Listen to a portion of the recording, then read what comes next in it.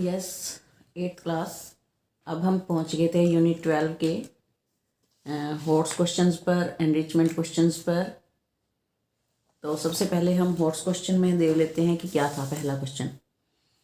इसमें भी पिछली जितनी भी बातें आपकी पेंडिंग रह गई होंगी किसी सम के से रिलेटेड, क्वाड्रिलेटरल के रूल्स से रिलेटेड, वो सारा इसी में कवर हो जाएगा। बच्चों ध्यान से इस वीडियो को देखना। वो कहता है constructed trapezium ABCD with AB is parallel to CD where AB 6 cm, CD 4, angle A 70 degree and angle ABD 30 degree. तो सबसे पहले मैंने रफ बना लिया कि ट्रेपीजियम होता क्या है कि जिसकी एक पेयर जो है अपोजिट साइड्स का पैरेलल हो।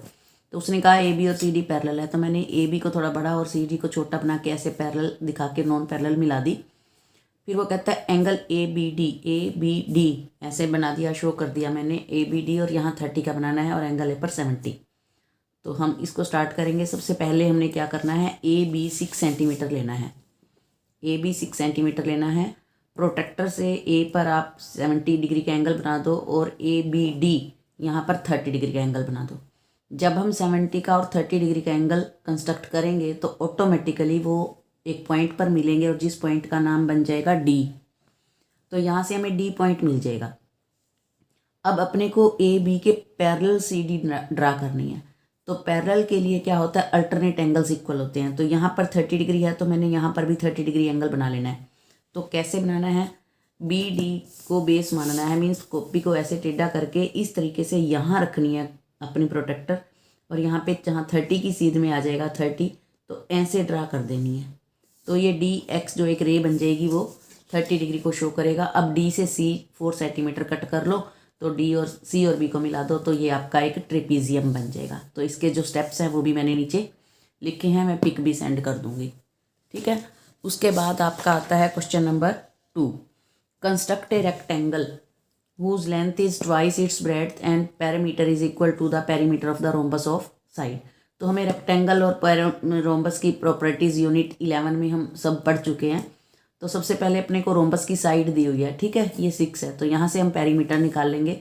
तो रोम्बस की 4 साइड्स इक्वल होती हैं, तो 4 मल्टीप्लाई साइड, जैसे कि स्क्वायर में होता है ऐसा ही पेरीमीटर रोम्बस का निकलता है।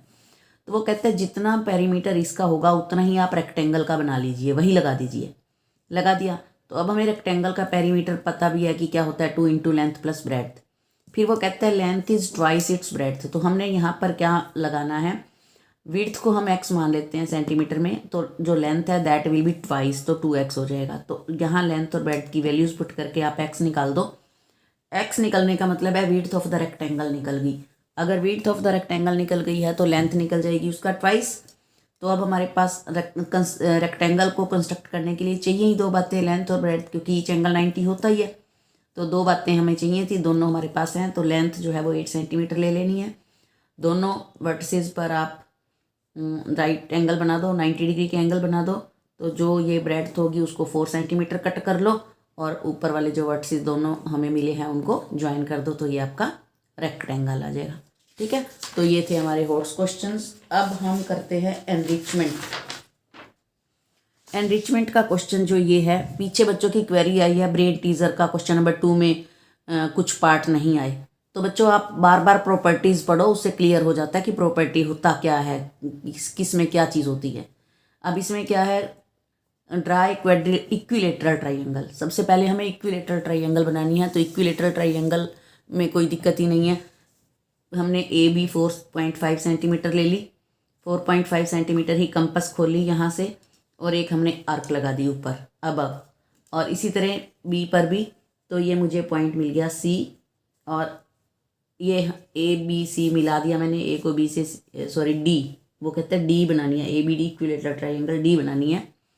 तो ABD मिला दो, इक्विलेटरल ट्राइंगल बन गई। फिर taking one of its sides as a diagonal, इसको डायगोनल लेना है, AB को डायगोनल मानना है, और हमने रोम्बस कंप्लीट करना है।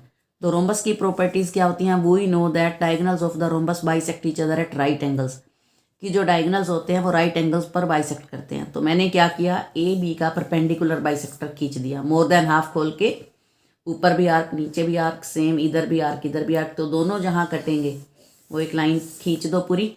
अब क्या है, रोम्बस की चारों साइडें इक्वल होती हैं। अगर ये 4.5 है, ये भी 4.5 है, तो आपने इसको भी 4.5 और 4.5 लेकर के ये रोम्बस कंप्लीट कर देना है ABCD। ये रोम्बस के जो डायगोनल्स हैं वो राइट एंगल पर बाइसेक्ट करते हैं। क्लियर। तो उसके बाद है क्वेश्चन नंबर 2।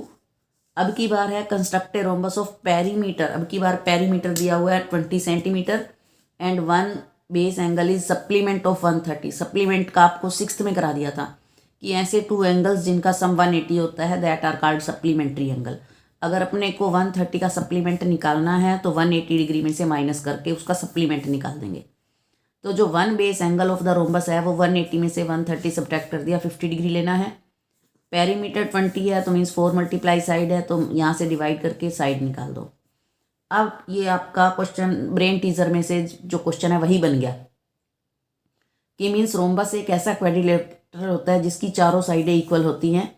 कोई भी एक एंगल दिया हुआ है तो उससे आपको हेल्प मिल जाती है और आपको कंस्ट्रक्शन आसान हो जाती है। तो 5 सेंटीमीटर ले ली हमने, 50 डिग्री का एंगल है या जो भी आपको एंगल गिवन है वो वहाँ एक वर्टेक्स पर बना दो। ठीक है, 50 का बना दिया। अब ये 5 है तो इसको भी 5 खोल के एक आर्क लगा दो, क्योंकि ये 50 डिग्री वाली रे हमारे पास है तो यहाँ से आर्क लगाएंगे तो D मिल जाएगा। फिर B पर भी 5 सेंटीमीटर की आर्क लगा दो और इधर से D पर रख के आर्क लगा दो, तो दोनों जहाँ आर्क कटेंगी वो अपने को C मिल जाएगा। तो ABCD जो आपका एक रोम्बस हो जाएगा। तो ये था आपका एनरिचमेंट के 2 क्वेश्चन। सो मेरे हिसाब से आपको सारा क्लियर हो गया होगा। जहाँ भी फिर भी कहीं कोई डाउट आता है तो वो आप प्रॉपर्टीज़ पढ़िए बार बार, यूनिट 11 में जो दी हुई हैं उस हिसाब से आपको बनाना बड़ा आसान होगा। So thank you, have a nice day.